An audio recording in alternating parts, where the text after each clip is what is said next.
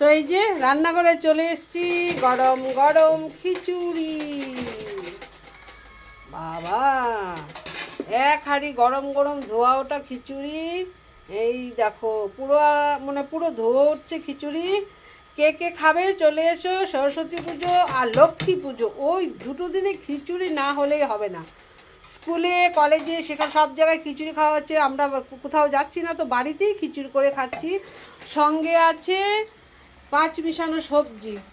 সবজিটা মাত্র ফোড়ন দেওয়া হয়েছে। অনেক রকম সবজি আছে এখানে, শিম, ওলকপি, ফুলকপি, বাঁধাকপি, মিষ্টি কুমড়ো, আলু, গাজর, অনেক কিছু, সব কিছু দিয়ে 5 মিশানো একটা সবজি হচ্ছে।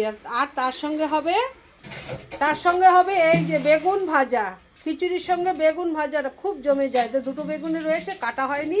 আর হয়েছে এই পাশে, এই যে এখানে কোথায় রেখেছো, এই যে ঢাকা দিয়ে রেখেছে টমেটোর চাটনি।